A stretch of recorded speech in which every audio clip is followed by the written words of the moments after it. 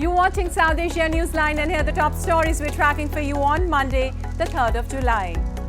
Don't give space to Khalistanis, says Jaishankar after poster in Canada targets Indian diplomats. Pakistanis fear IMF bailout to slow down economy, raise inflation. And Afghanistan least peaceful country for 5th consecutive year, reveals report.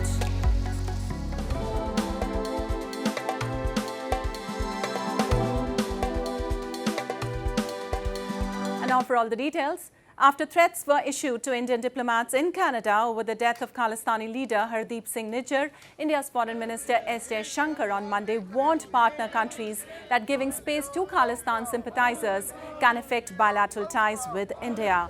In posters shared on social media, Canada-based separatist outfits have linked India's High Commissioner to Canada, Sanjay Verma, and 2 other top diplomats, Manish and Apurva Srivastav, to Nijjar's death.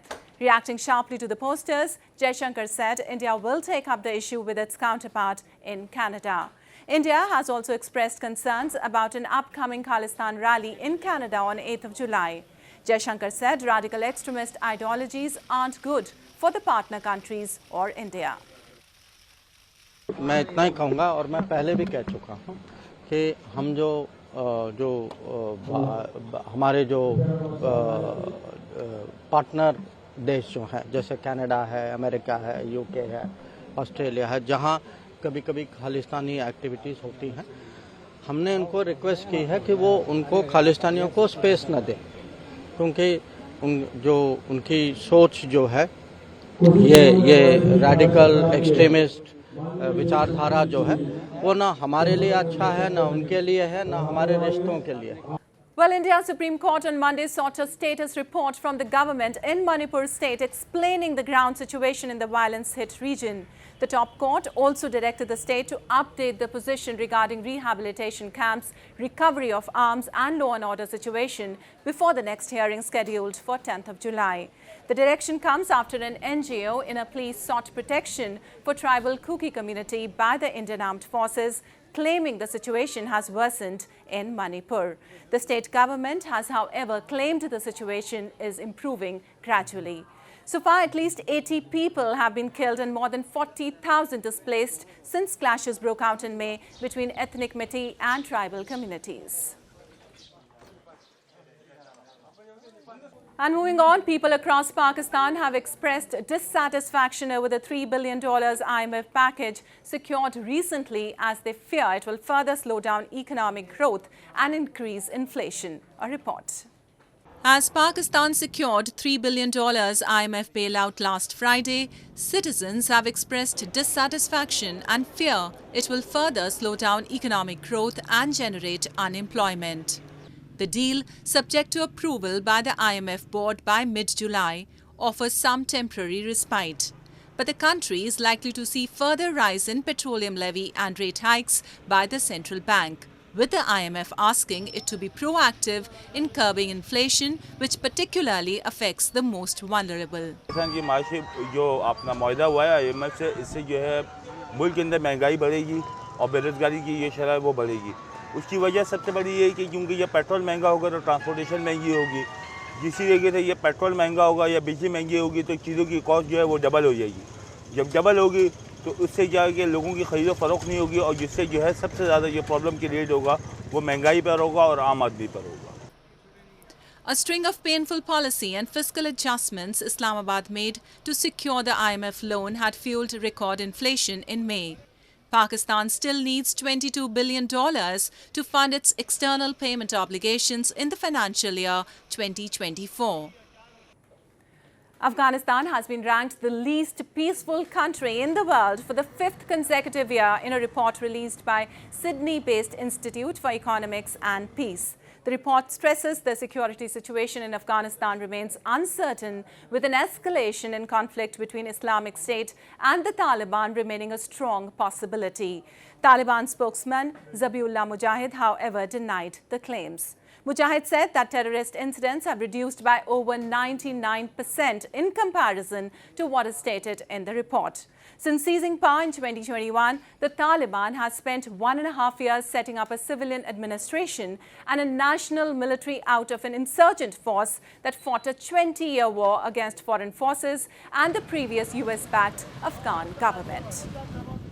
And Sri Lanka's parliament has approved a domestic debt restructuring plan, crucial to continue the $2.9 billion IMF bailout program. The framework will rework part of the island nation's $42 billion domestic debt. The Lankan government has said it will not affect the banking system and public funds. However, the opposition has raised concern over the likely impacts on pension fund holders. Meanwhile, in a glimmer of recovery for the crisis-hit economy, the Statistics Department has said the country's key inflation rate has dropped to 12% in June from 25.2% in May. The island nation had tumbled into its worst financial crisis last year after dollar reserves shrank to record lows, triggering mass protest, a foreign debt default, and the resignation of its former president. And same-sex couples in Nepal are preparing to register their marriages after the Supreme Court issued a temporary order clearing the way for gay marriage for the first time in the largely conservative country. The Apex Court has been considering a petition on the issue filed by gay rights activists, and on June 28th, it issued an interim order allowing for same-sex couples to register their marriages pending a final verdict. Members of the LGBT community have hailed the move and said this would help overcome a range of difficulties. छिटोभन्दा छिटो थायी रूपमा उहाँहरूले महिला र पुरुषको जस्तै विवाह दर त कायम गर्यो भने चाहिँ यो सबै कुराहरू चाहिँ अलिकति राम्रो हुन्थ्यो होला जस्तो लाग्छ sir. And majority Hindu Nepal has become increasingly progressive since its abolished 239-year-old monarchy in 2008. In Asia, Taiwan is the only place that recognizes gay marriage so far. And people across India celebrated Guru Purnima, a festival dedicated to spiritual and academic teachers, by offering prayers and taking a holy dip in sacred rivers. Take a look.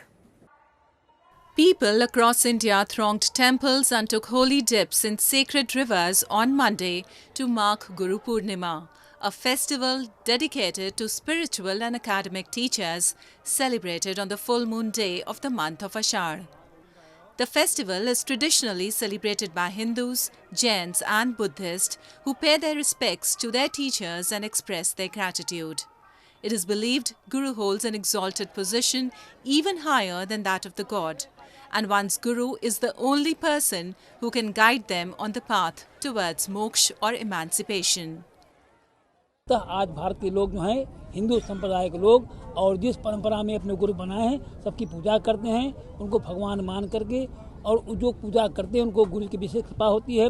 यहाँ से में मोक्ष की प्राप्ति गुरु के द्वारा भगवान के दर्शन हो जाते हैं. The festival involves a series of rituals where statues of deities are bathed, decked with bright clothes and adorned.